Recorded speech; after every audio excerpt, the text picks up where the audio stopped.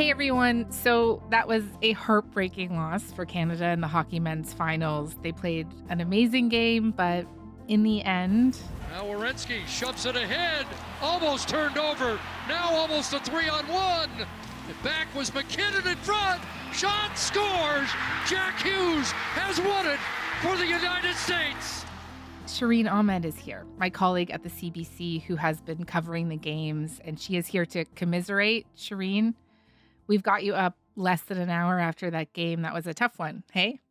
Yeah, it was tough. I was trying to remain calm because if anything, I had said that, look, previously Canada knows how to do OT. This is what Canada does. And they do, but the amount of emotional investment that Canada put into this game is no wonder it feels heavy. Like I walked back up to the newsroom and I'm not kidding, something that was so busy just was almost silent. Oh, that sounds really sad. It was Everyone very was just sad. looking kind of dejected.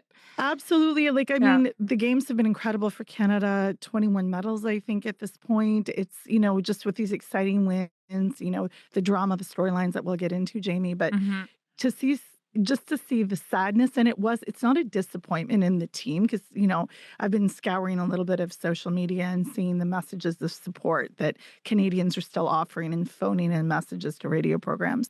But it's the loss and the loss in this fashion to this particular adversary. Yeah.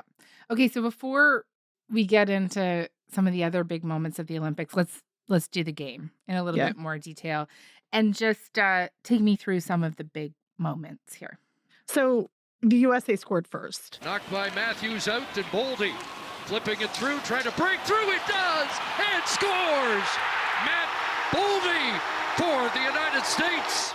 And within the first period, though, coming right out the gate, Makar ended up equalizing the score with like 2 minutes left in the second, which was like, okay, we got ourselves a hockey game. Goes to Taves. Makar downhill. Shoot! Scores! Cale Makar! Which meant that the third was really aggressive. One of the takeaways that's the toughest here is the missed chances by Canada in the third period. Across it goes. They try to get it back. It's in front. Oh! McKinnon missed an open side. What a chance. Just consistently. And if you look at the shots, it was almost 40 shots by Canada. Like puck just wouldn't go in the net. And at one point it was like really phenomenal. But then there was this massive, drama where the USA had too many men on the ice and it wasn't called. And then people get into anger because it feels like Canada had fallen victim to that a couple times, from Czechia having too many men on the ice and then the USA. Nothing came of that particular advantage. So I think that's sort of why nothing else, it wasn't escalated, only because nothing came of it. But look, a call is a call and it should have been called. So there's a lot of feelings that Canadians will have, the injustice of this and how much it's still very fresh, this loss. The reality is that it wasn't easy to get here, but it wasn't easy at all. And Canada, that being said, plays with so much heart and just even the technical skill of the players on the team. And this is my hot take that, look, the better team didn't win today, the USA won. But to play the way they played, in the manner that they played, with the heart that they played, the devastation, after they got their silver medals, they're awarded stuffies. So looking at these men that are on the verge of tears, stand there with stuffies, is a very sad optic. Talk to me about the women's game. They also got a silver medal. They also got stuffies, which kind of killed me watching that video as well. Yeah, that game on Thursday, the gold medal game, was really, that for me was a heartbreaker. I don't know why I was more sad watching that. And because arguably the United States women's team is the best in the world right now and looks to be, for the next quadrennial, incredibly strong. I'm not saying that Canada is not strong, but Canada is not the same team it was in Beijing. It's a little bit different. I do think, and I cannot corroborate this, I think Marie-Philippe Poulin played with an injury. I don't think she was 100% because she was she had missed a game before. And the way that Canada played in the group stages and then moving forward wasn't the best. I mean, the 5-0 drilling they got from the USA was not an indicator. But when they took to the ice on Thursday for the gold medal, I was like, this is the Canada that I know and remember. They were fantastic. She scores! Kristen Kristen O'Neill netted a short-handed goal. Canadians celebrated, including Ella Shelton, who was still in the penalty box. Edwards finds Canada kept the pressure on, but with 2 minutes to go and the goalie pulled, the U.S. tied it up, sending the game into overtime.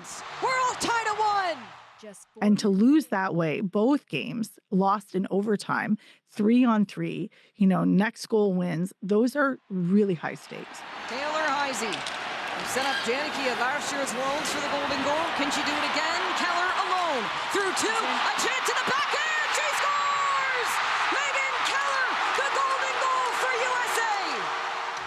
And oh man, because then you look back, and I do certainly think that from both teams and both captains, in this case Connor McDavid, and then on the women's side, Marie-Philippe Poulin, will both replay this game in every period and every chance over and over in their heads, because that's how excellent they are. Team Canada captain Marie-Philippe Poulin, who was playing in her 5th Olympics, said the team heard the doubters. People say we're too old, people were just talking, and I said it many times, it's all about the people in that room, and we came out hard. We gave them a battle.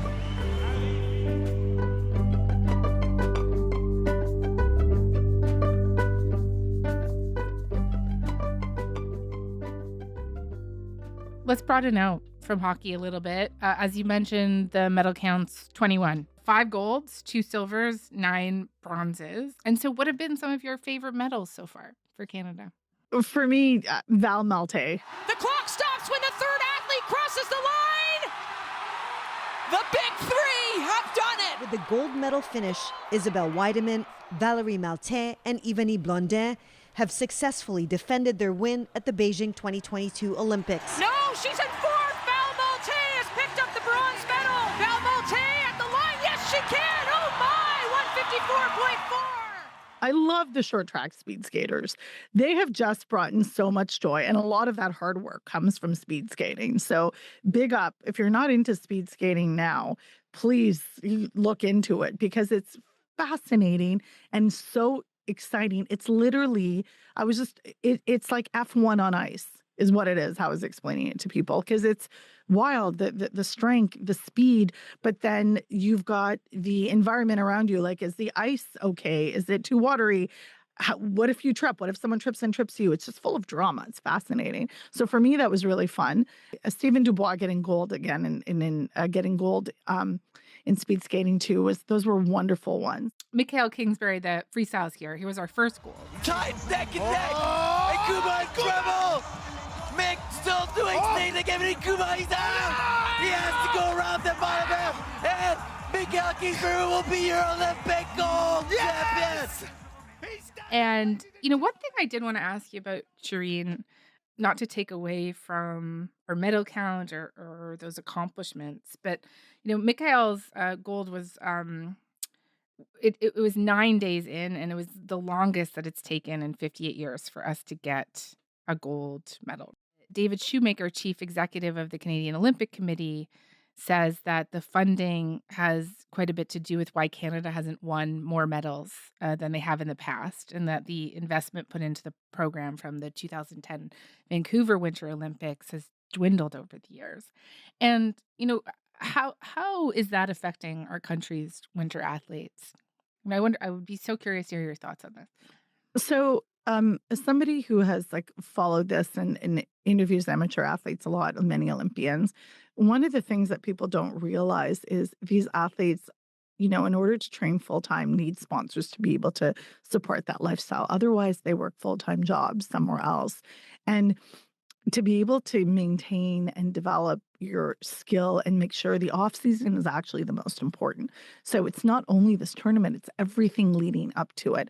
And if our athletes in Canada are not supported the way they ought to be, and the developing systems of the youth programs don't have a pipeline into that, then we're setting ourselves up for disaster. I think there's a lot of conversation about this in the sports ecosystem in Canada, and a lot of people, I have sources that tell me that there's movements to be able to rejig it a little bit. And there's people with ideas coming forward saying, I think it should be this way. If it, the athletes could be assured a certain amount of that support continuously, as opposed to scrambling all the time. It may look glamorous because of what we see on media and social media, but it's really not like that. It's extremely difficult, particularly if it's a sport that's like less well known. And to be able to do what you need to do to stay fit for 4 years to come back and compete, it's not easy.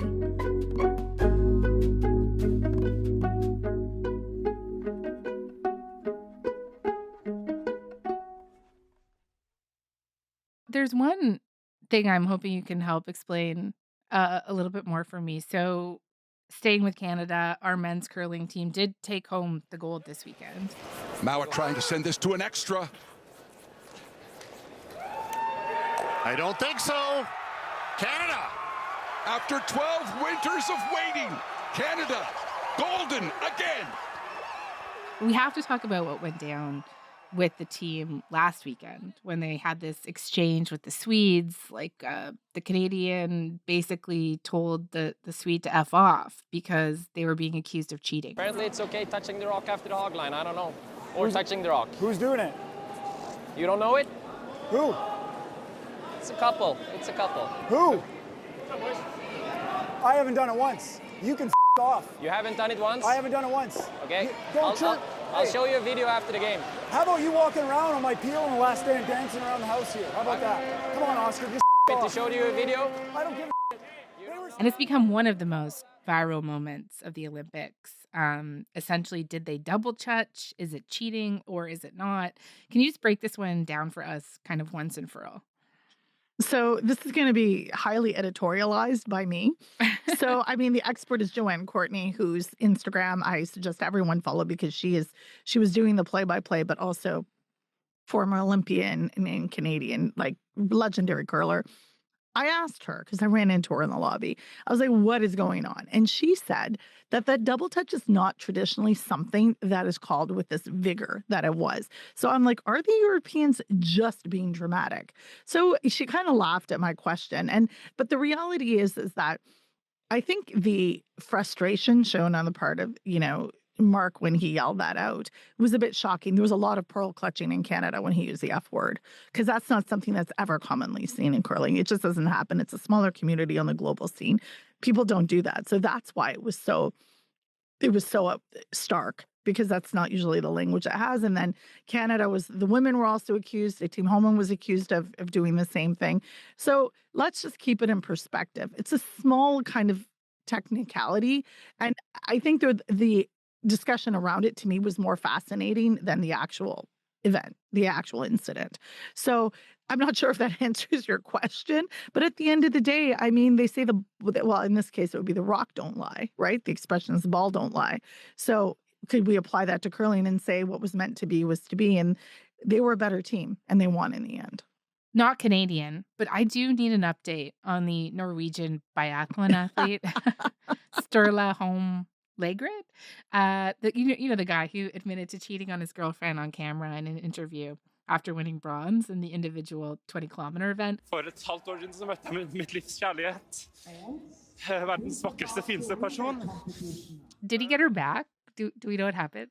So I kind of went a little TMZ on this because I felt like biathlon was just completely wild. The storylines in biathlon were really TMZ-ish for me, and it was a little bit fun. Right, because there was also the French gold medal winner, this woman who was convicted of fraud and had a doping suspension before coming to the games as a late entry, right? It was so much drama. Yeah, that was Julia Simon of France. Yeah. And then when she crossed the finish line, she put her hands up to her lips. She was technically under suspension, but the IOC lifted the suspension so she could compete because she was serving her suspension because of fraud. But the IOC's like, no, it's okay. You can compete in the Olympics and then go back to suspension. And then if I was the person against whom she stole, who happened to be a teammate who came in 80th, I'd be like, no, she should continue the suspension. But so it's very well. But to get back to Sturla, someone got to sit down with Sturla and say, listen, you read the room wrong, because I don't think it went the way he thought it would. And to my knowledge, the ex-girlfriend was like, I don't want any of this. What a horrible way to have that come out into the world. So today I made the choice to tell the world what I did. So maybe there's a chance that she will see what she really means to me, and maybe not. But don't want to think I didn't try everything.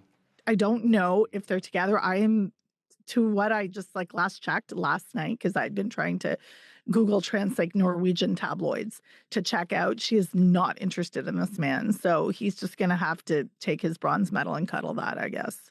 The other one is Penisgate, right?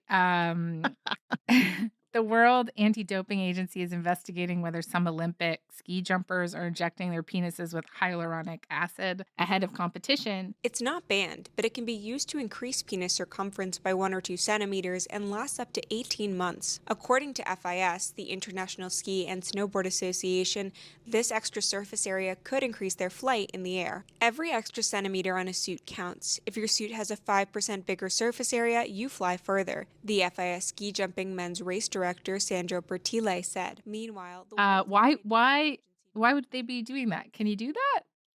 Well, I mean, I have no idea. It's the first that I'd heard of it, but I saw that headline and I was like, you know what?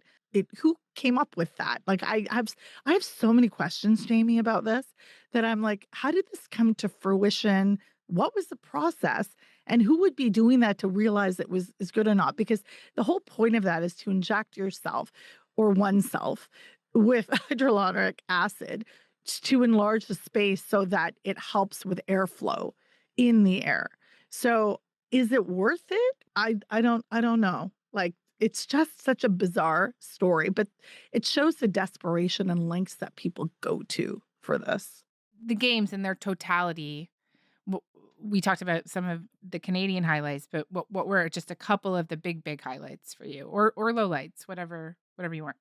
So one of the things for me, the biggest stories that I thought was really fascinating was Eileen Gu and the clapback she had with an AFP journalist. I actually wrote a column on that because I was so fascinated by the discussion around it, because he had asked her, she won her third medal today, which is Sunday, last day of the Olympics, which was a gold. But prior to that, she had 2 silvers. And he said to her after a press conference after she won the silver, do you see these as 2 silvers gained or 2 golds lost? I'm the most decorated female free skier in history. I think that's an answer in and of itself. I was really interested in that response and the response of a lot of the world that were basically applauding her response. And then a lot of people were questioning whether his actual query was unfair or disrespectful.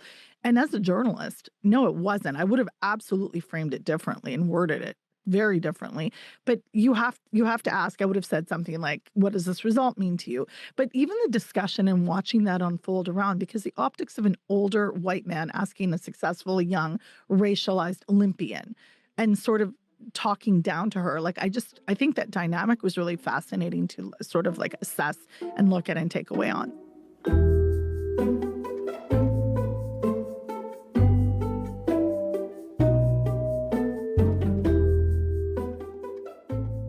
Okay, let's do the politics, because you can't really escape them during the Olympics, even though the IOC does tend to try to keep politics out of the games. One team that's been getting some attention is the Israeli bobsled team.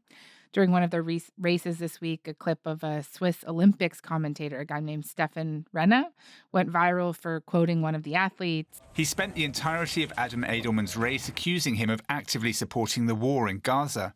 In one example, the commentator said Edelman had described Israel's military action as the most morally just war in history. The Swiss broadcaster pulled the footage, saying that though the journalist's statements were factual, he breached the IOC's rules on political statements. And what were some of the things that he said about the team and Edelman in particular?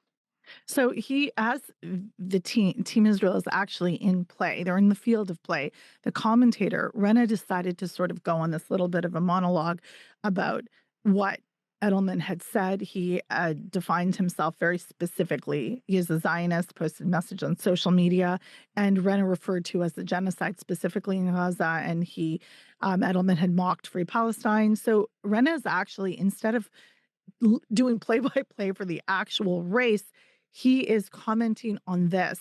So that was, he was not fired, but there was many complaints made. To my knowledge, he wasn't fired. But I just wanted to add that, his commentary was shown to Edelman, he just sort of, brushed it off and said, we've done what we've set out to do, is to put a team on the map. And their name is, they've kind of taken from Cool Runnings, a Jamaican bobsled team, and they've got Shoal Runnings. So, it's one of the things that I really was thinking about, because the boldness of Renna to do that, but it also made me think about this attempt to try to sever politics from sport, which is not possible, and it can't exist, because sport is inherently political all the time, because it's made up of humans who are absolutely political. So the reality is that then there's also the hypocrisy from the IOC not allowing Belarus and Russia to participate, but people had questions about why Israel was allowed to participate. The IOC did ban one athlete from competition for violating their rules around political expression. That's the Ukrainian skeleton racer, Vladislav Haraskevich, right? He was banned from competition for wearing a helmet with the pictures of fellow Ukrainian athletes who have been killed in the Russian war on his country. And there's also been quite a bit of debate around this decision, right? With some calling it a double standard. Why? So that's exactly it. So the hypocrisy here and the double standard here, it's like the goalposts keep shifting for the IOC. Why is he not allowed to have those people of memory that he's memorializing? That, there's people that have put in, he called them out before, who had literally in memoriam of, and his argument is, in the field of play, it should be allowed to memorialize somebody, because the IOC is clear that this particular rule, you can't use in the field of play or the podium or be in the Olympic Village. And, Rule 40 not being evenly applied by the International Olympic Committee has been, I think, a source of problem here, because a lack of consistency on where they come down in terms of rules of people being too political and athletes, Olympians being too political. It just needs to be clarified, and it hadn't been. And that's where Haraskevich, I think, fell under. He was disqualified, and then later Coventry tried to say, well, we won't pull your accreditation. You can stay at the village, but you can't compete. Like, what is that doing? I don't even understand. And I did find out later that Vladislav Haraskevich was given a civilian award that matched the amount of money he would have won had he won gold, because he was absolutely expected to make the podium. Dear Ukrainians, I'm very grateful for your support. United, we are stronger. I want to thank you and quote a wonderful man, Pavlo Petrichenko. All beautiful people remain optimistic. And the other big one that has loomed large over these games is what's been happening in the U.S. And some American Olympians have faced backlash online, including from Trump himself, for speaking out about the administration. I'm thinking of people like Hunter Hess. It brings up mixed emotions to represent the U.S. right now, I think. It's a little hard. There's obviously a lot going on that I'm not the biggest fan of, and I think a lot of people aren't. Just because I'm wearing the flag doesn't mean I represent everything that's going on in the U.S. Trump called him a real loser for his comments. And how difficult has it been for some players to represent the U.S. at the games this year?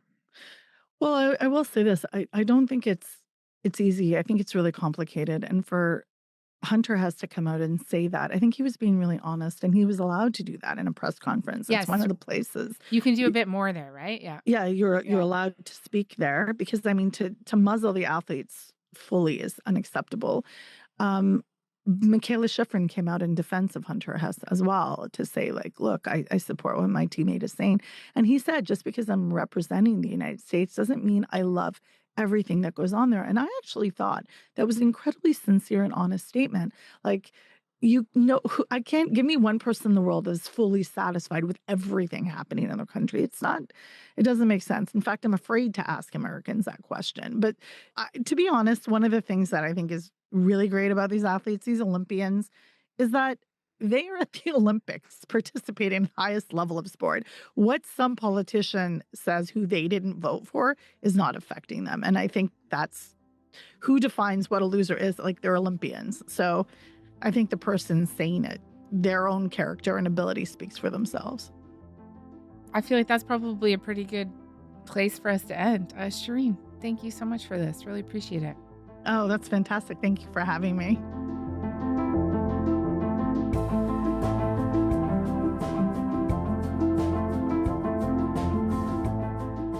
All right, that is all for today. I'm Jamie Poisson. Thanks so much for listening. Talk to you tomorrow.